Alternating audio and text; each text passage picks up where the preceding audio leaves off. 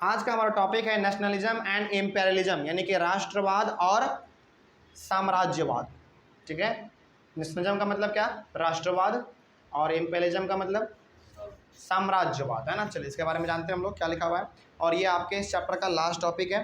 क्या लिखा हुआ है देखिए, the Balkan issue was one of the major factors responsible for the First World war.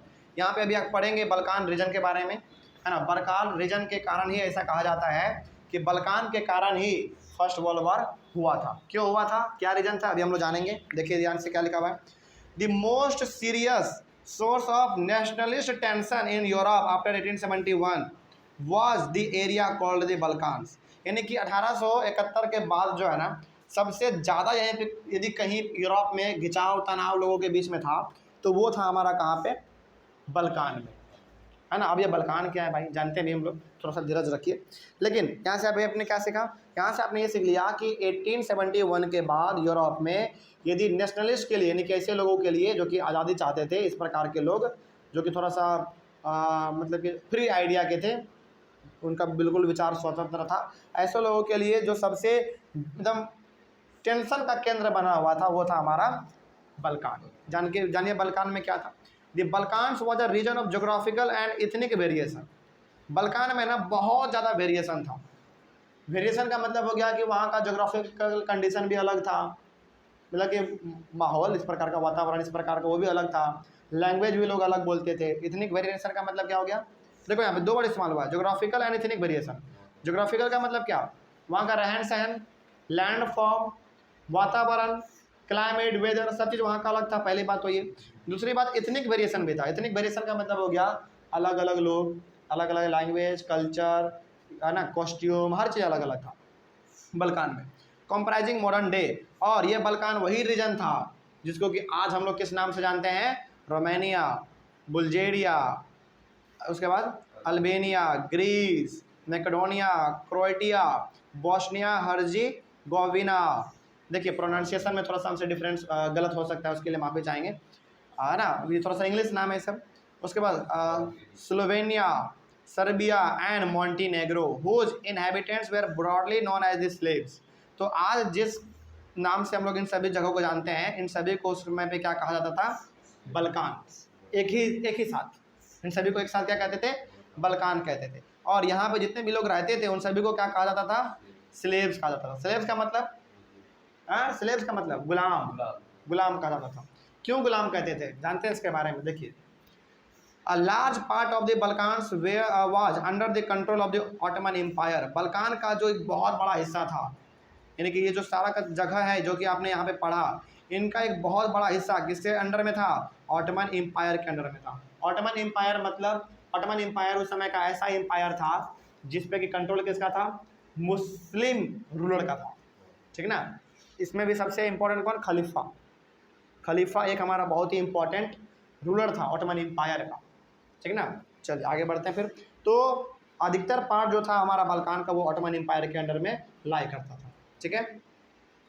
उसके बाद क्या लिखा हुआ है, देखिए यहाँ तक तो सिस्टम ठीक चल रहा था, लेकिन अब हुआ क्या, the spread of the ideas of romantic nationalism in the Balkans together with the disintegration of the Ottoman empire made this region very explosive. अब देखिए ध्यान से, आपने पढ़ा था एक टॉपिक में रोमांटिक इमेजिनेशन के बारे में, है ना, जहाँ पे कि प्रेम भरे गीत, कुछ कुछ अच्छे अच्छे गीत, कहानी, कविताएं जिसमें कि प्रेम जैसा कुछ हो, है ना, रोमांटिक जैसा कुछ हो, समझ रहे हैं, जो कि आपके मन को मोह ले। जब वो चीज़ हमारे बल्कान में पहुंचा, पहला तो ये हो गया। अब देखो वहाँ के जो हो सकते हैं कि वहाँ के जो हमारे खलीफा थे, यानी कि ऑटोमन एम्पायर के जो हमारे शासक थे, उनको रोमांटिक इमेजिनेशन वाला जो सिस्टम था वो अच्छा नहीं लगा होगा, है ना, अच्छे अच्छे प्रेम भरे गीत ये सब अच्छा उनको नहीं लगा होगा। लेकिन फिर भी वहाँ पे पहुँचा ना, क्योंकि रोमांटिक जो हमारा इमेजिनेशन था वो हर जगह पे पहुँच रहा था यूरोप में, है ना। अब देखो गाना बनता है तो किसी खास जगह के लिए तो नहीं बनता है ना, हर कोई उसको सुनता है। तो जब वहाँ पे वो पहुँचा तो वहाँ के जो शासक थे उनका दिमाग ख़राब हो गया। पहली बात, उनका दिमाग दो चीज़ों से ख़राब हुआ, ऑटोमन एम्पायर के दिमाग जो है ना दो चीज़ों से ख़राब हुआ। पहला कि वहाँ पे रोमांटिक नेशनलिज्म फैल रहा था, यानी कि थोड़ा सा प्रेम भरा गीत ये सब, थोड़ा सा वहाँ पे फ़ोटो वोटो जो कि आपने अपने बुक में देखा है उस टॉपिक में, वो सब वहाँ पे पहुँच रहा था। तो वहाँ के शासक को बुरा लग गया पहला ये था। दूसरा, together with disintegration of the Ottoman empire, धीरे धीरे यहाँ पे ना वहाँ पे टूट भी रहा था हमारा ऑटोमन एम्पायर, मतलब कि धीरे धीरे जिसके कंट्रोल में था वो ऑटोमन एम्पायर जो पूरा कंट्रोल किए हुए था, वो कंट्रोल उसके यहाँ से धीरे धीरे जा रहा था, है ना।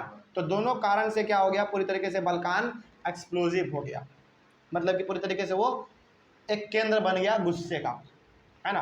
अब हो सकता है कि यहाँ पे जो वहाँ का शासक था ऑटोमन एम्पायर का, वो उसके ऊपर थोड़ा सा गलत तरीके से बिहेव किए होंगे, है ना। तो दो चीज़ों के कारण से ऑटोमन एम्पायर के शासक का दिमाग खराब हो गया। पहला रोमांटिक इमेजिनेशन यानी कि रोमांटिक नेशनलिज्म, और दूसरा डिसइंटीग्रेशन। डिसइंटीग्रेशन का मतलब होता है कि छोटे छोटे टुकड़ों में उसका हिस्सा जो ना ऑटोमन एम्पायर का बट रहा था, टूट रहा था। अब one by one European nationalist Brock away from its control and declared independence, मतलब कि अब एक एक करके लोगों को क्या लगने लगा था कि अब और ज़्यादा हम ऑटोमन एम्पायर के अंडर में नहीं रह सकते हैं, मतलब कि सहन शक्ति जो उनका था पूरी तरीके से टूट चुका था, वो आज़ाद होने चाह रहे थे। तो हर एक कंट्री धीरे धीरे क्या कर रहे थे, यानी कि जो भी जगह था उसके अंडर में, जैसे हमने यहाँ पे कुछ नाम के बारे में पढ़ा, वो हर कोई आपस में क्या कर रहे थे, अब अपने आप को इंडिपेंडेंट डिक्लेयर कर दे रहे थे, यानी कि अब जो है आज से हम लोग ऑटोमन एम्पायर के अंडर में नहीं है ना। तो एक एक करके वो लोग सभी लोग उसके कंट्रोल से बाहर निकल रहे थे और अपने आप को इंडिपेंडेंट घोषित कर दे रहे थे। The Balkan states were fiercely jealous of each other and wanted to gain more territory at the expense of the other। और एक जो सबसे बड़ा कारण था बल्कान के अलग अलग हिस्सों में, वो ये था कि हर कोई एक दूसरे से जलता था।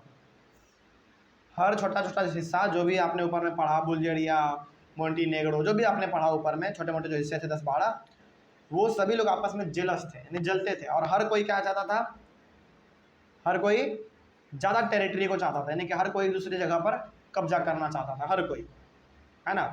आगे उसके बाद there was intense rivalry among the European power over trade, colonies, naval might and military might.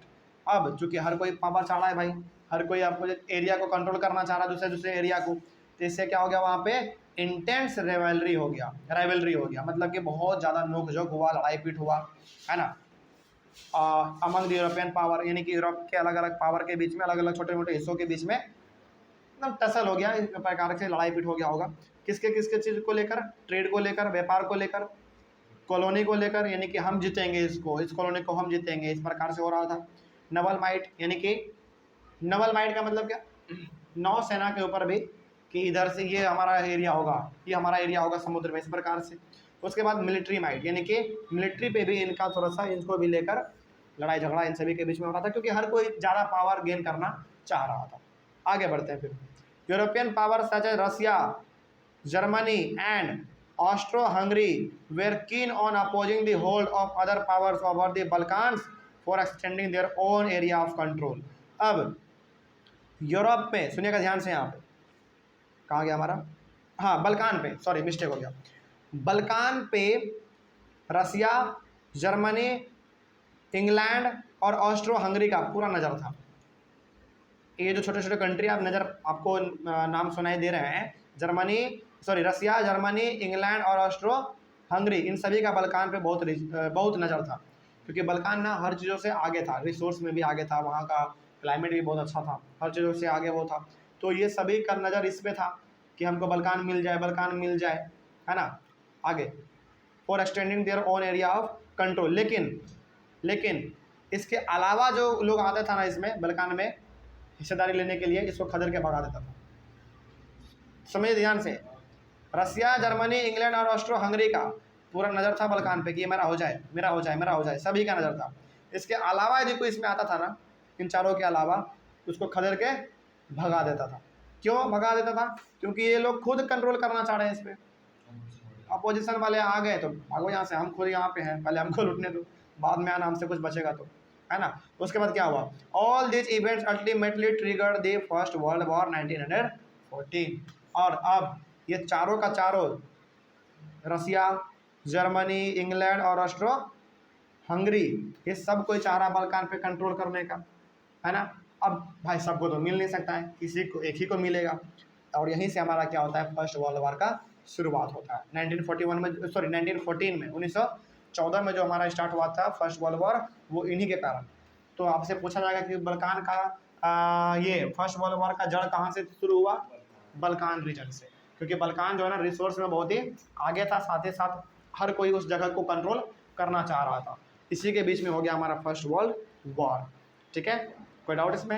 हालांकि मेनली फर्स्ट वर्ल्ड वॉर जो था ना वो दो पावर के बीच में लड़ा गया था। एक पावर था हमारा अलाइज पावर और दूसरा पावर था हमारा सेंट्रल पावर, है ना। इसके बारे में भी हम लोग कभी बात करेंगे। लेकिन हाँ, यहाँ से आप ये जान लीजिए कि जो हमारा सेंट्रल पावर था वो हार गया था।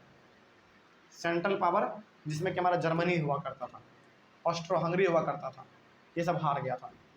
ठीक है, चलिए तो यहाँ पे मेनली आप लोगों ने जान लिया यहाँ पे कि पूरी तरीके से जो हमारा बल्कान था उन्हीं की वजह से हमारा फर्स्ट वर्ल्ड वॉर का युद्ध जो था वो छिड़ा था 1941, सॉरी 1941 नहीं, बार बार मिस्टेक हो रहा है, 1914 का, 1914 का। ठीक है, क्योंकि हर कोई चाह रहा था कि बल्कान मेरा हो जाए, इसी के लिए फर्स्ट वर्ल्ड वॉर हो गया। चलिए, इसी के साथ जो हमारा चैप्टर था ये पूरी तरीके से यहाँ पे ख़त्म होता है। आई होप आप लोगों को समझ में आ गया होगा। और ऑनलाइन वाले बच्चे यदि मैं ये मान कर चल रहा हूँ कि आप बार बार इसका स्क्रीनशॉट लेकर नोट्स भी बना रहे होंगे, क्योंकि ये सारा पॉइंट आपके एनसीईआरटी बुक से ही लिया गया था, है ना। चलिए, मिलते हैं फिर हम लोग अपने अगले वाले क्लास में एक नए चैप्टर के साथ। तब तक के लिए thank you very much and have a nice day.